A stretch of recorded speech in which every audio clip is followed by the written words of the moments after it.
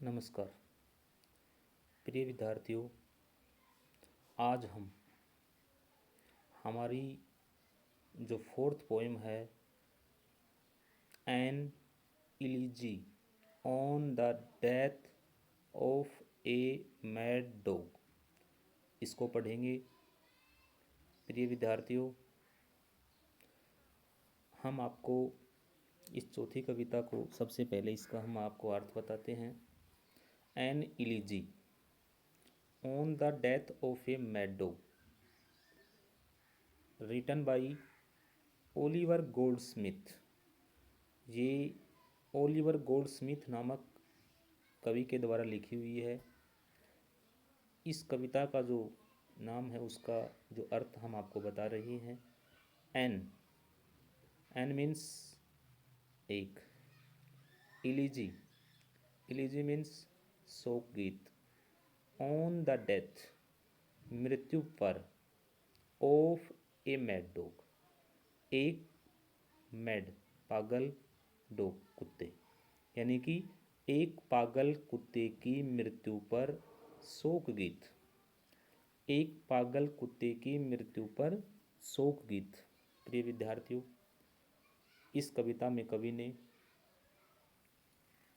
मानव के व्यवहार पर एक तीक्ष्ण व्यंग्य किया है।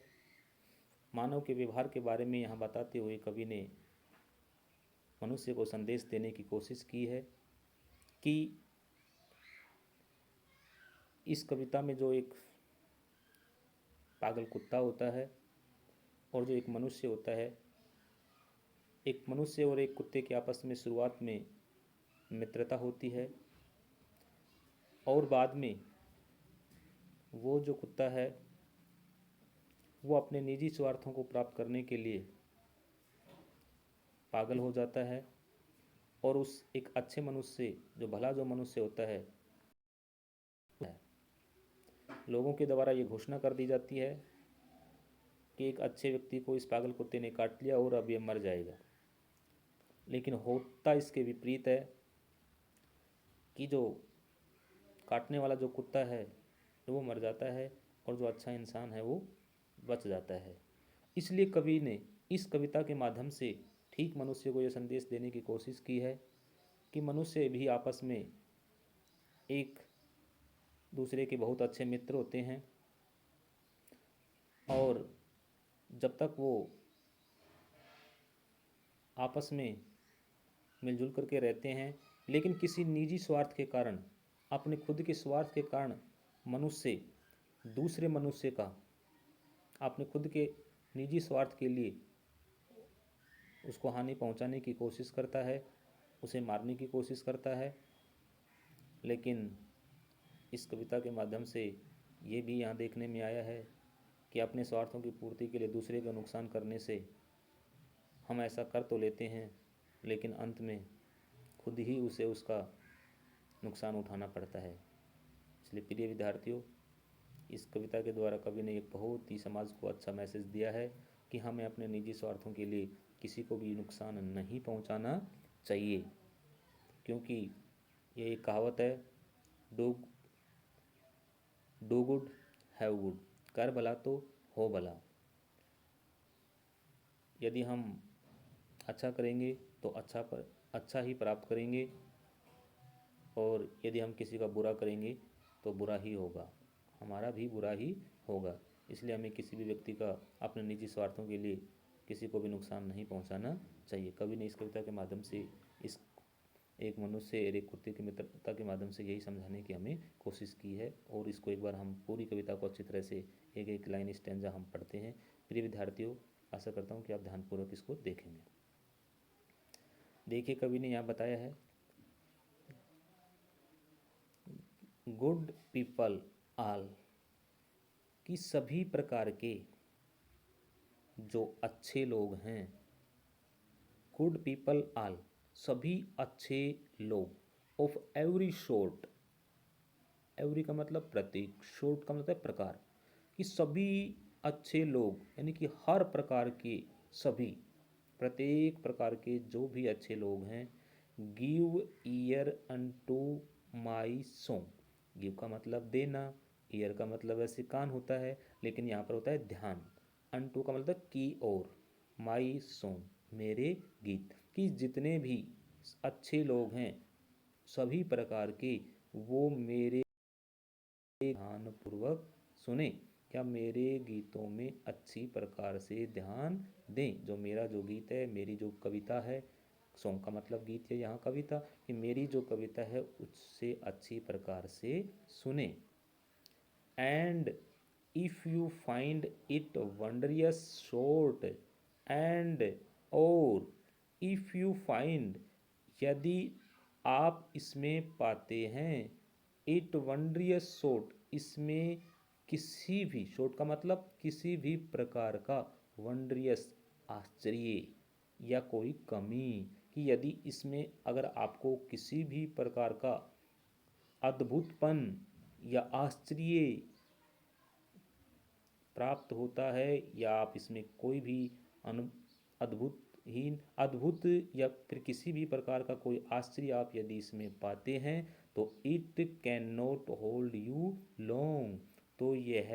Can not hold you long, आपको लॉन्ग ज़्यादा समय तक होल्ड पकड़े नहीं रह सकती, बांध नहीं सकती है। इसलिए प्रिय विद्यार्थियों, कवि ने यहाँ क्या बताया है कि सभी अच्छे लोग, जो भी सभी प्रकार के जितने भी अच्छे लोग हैं, वो मेरी इस कविता को ध्यान से सुने, और यदि आपने इसमें किसी भी प्रकार का कोई आश्चर्य आप पाते हैं, तो वो आपको किस ज़्यादा लंबे समय तक नहीं पकड़ सकता है। In Islington there was a man, in Islington, Islington ये किसी जगह का नाम है, कि इस्लिंगटन में देर वाज ए मैन, एक बार एक आदमी था। इस्लिंगटन कोई जगह है, उसमें एक व्यक्ति था। Of whom the world might say, of whom जिसके बारे में, the world might say, world means संसार, या कोई भी व्यक्ति माइट से ये कह सकता था, जिस व्यक्ति के बारे में संसार में, या जिस व्यक्ति के बारे में कोई भी व्यक्ति ये बता सकता था या कह सकता था, दैट की स्टील ए गोडली रेस ही रेन, ही रेन, रेन का यानी कि जीवन व्यतीत करना, कि वह, दैट की स्टील ए गोडली रेस, गोडली रेस, गोडली रेस का मतलब होता है धार्मिक सिद्धांतों के ऊपर आधारित जीवन, और रेन का मतलब यहाँ पर है व्यतीत करना, कि वह धार्मिक सिद्धांतों के ऊपर आधारित अपना जीवन व्यतीत करता था। Whenever, जब कभी, ही वेंट टू प्रे, वह प्रार्थना करने के लिए जाता था। लेकिन कब वो धार्मिक सिद्धांतों के ऊपर आधारित जीवन कब व्यतीत किया करता था, जब कभी वो पूजा पाठ करने के लिए मंदिर या कहीं और अन्य धार्मिक स्थानों के ऊपर जाता था, तभी वह धार्मिक सिद्धांतों के ऊपर आधारित जीवन व्यतीत किया करता था। A kind and gentle heart he had, और वह व्यक्ति बहुत ही दयावान और कोमल हृदय वाला था, वह एक बहुत ही दया और कोमल हृदय रखता था। To comfort friends and foes, जिससे वह सभी प्रकार की अपने दया और कोमल हृदय से, चाहे वो फ्रेंड्स हों, चाहे उसके मित्र हों, एंड फोइज, और चाहे उसके दुश्मन हो, सभी को राहत या चैन दिलाया करता था। The naked every day he clad when he put on his clothes, हम एक बार लास्ट वाली लाइन को देखते हैं, कि when he put on his clothes, कि जब वह पुट ऑन यानी कि धारण करना, पहनना, हिज क्लोथ्स अपने कपड़े, यानी कि जब वो अपने शरीर के ऊपर कपड़े धारण करता था या अपने कपड़े पहनता था, तो वो ऐसा महसूस करता था जैसे ही necked every day he clad, कि उसने किसी नेक्ड निर्वस्त्र व्यक्ति को प्रतिदिन कपड़े, क्लैड मानी वस्त्र या कपड़े पहनाए हों। कहने का मतलब, जब कभी वो स्वयं खुद अपने शरीर पर वस्त्र धारण करता था, तो वो ऐसा महसूस करता था जैसे कि उसने नेक्ड किसी निर्वस्त्र या नंगे व्यक्ति के शरीर के ऊपर वस्त्र धारण किए हों या उसे वस्त्र पहनाए हों। And in that town a dog was found. और उसी कस्बे में एक पागल and in that town a dog was found, और उसी कस्बे में एक कुत्ता भी पाया जाता था, उसी कस्बे में एक कुत्ता भी था। As many dogs there be, जैसा कि वहाँ पर बहुत सारे कुत्ते थे। कवि ने यहाँ बताया कि जिस कस्बे में वो व्यक्ति रहता था इस्लिंगटन में, वहाँ पर एक कुत्ता भी था, जैसे कि बहुत सारे कुत्ते और भी उसके साथ वहाँ पर रहते थे। प्रिय विद्यार्थियों, इतना हमने आपको पढ़ाया। आशा करता हूँ कि आप इसको अच्छी तरह से ध्यानपूर्वक पढ़ेंगे और इसको अच्छी तरह से पढ़ने के बाद में इसका जो रेफरेंस है आप अच्छी तरह से तैयार करेंगे, और इसमें किसी भी प्रकार के कोई मीनिंग या किसी भी प्रकार की कोई दिक्कत हो तो उनको भी आप नोट करेंगे। Okay, thank you.